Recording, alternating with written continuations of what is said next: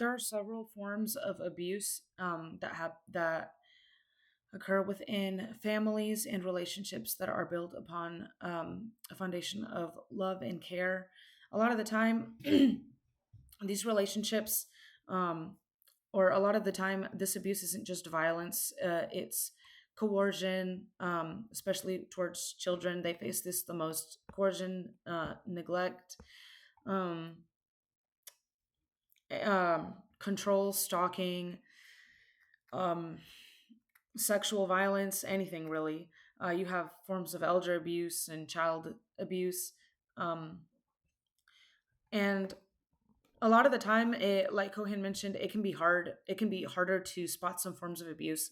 For example, like neglect. It can be harder to spot neglect rather than abuse.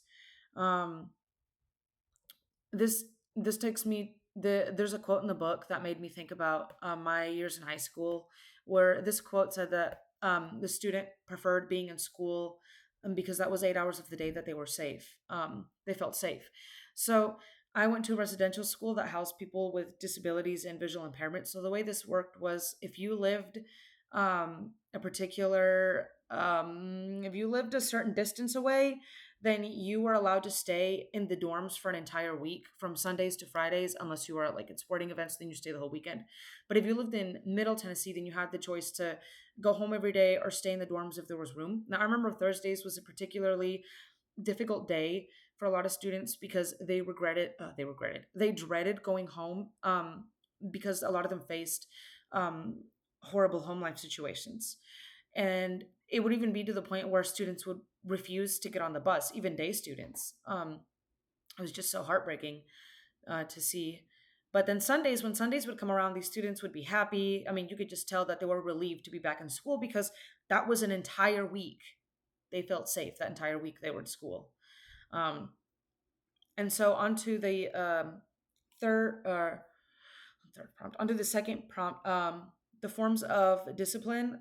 Now, Cohen mentions that the forms of discipline, like spanking, can definitely, in the short term, it can teach discipline, but in the long term, it can cause psychological effects. It can cause trauma, especially with everything that we know about child development and adverse childhood experiences. It definitely blurs the line between capital punishment and discipline, or abuse. Because also in some cultures, what could be abusive to us could be discipline to them, vice versa. So this takes me back, or this takes me back to what how my mom told me she grew up. Her and her siblings would get disciplined on the daily. Even in school, she would get spankings, not just like at home, but like in school. Another form of punishment was laying or kneeling on like a bunch of like little rocks, pebbles, like with your hands raised up in the air until the end of class or until the teacher said you were good. Um, Partner violence is something else that is hard, that can be touching to talk about, but it is necessary to study in sociology as well as other forms of violence. It's easy for us to ask the questions like, why didn't they leave? Well, a lot of the times, people, it's not just about packing a bag and going, it's for survival. It can be because they rely on their partner for financial support, emotional support. Maybe they have children to protect. Maybe they don't want to face stigma. Maybe or social isolation. A lot of the times, it's rooted deeper in what the realities that the victim is facing. A lot of the times, these people that are at risk are women, particularly younger women, especially those who are cohabitating more than married.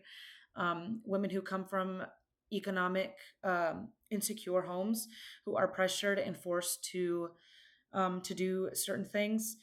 um, it, there are also like racial and ethnic disparities that come along, um, substance abuse, also communities that lack sufficient resources, like impoverished communities or rural communities.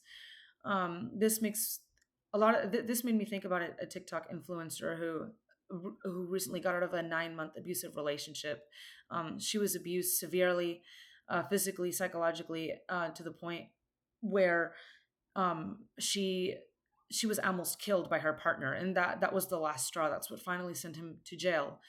um but uh she didn't leave him because she was afraid of retaliation, something that a lot of people fear. um but once he was sent to jail, she was able to move back to her home state. She was able to share a story and raise awareness. But there's a clip that definitely spikes this even further as to why the reason is as to why these questions don't have clear answers.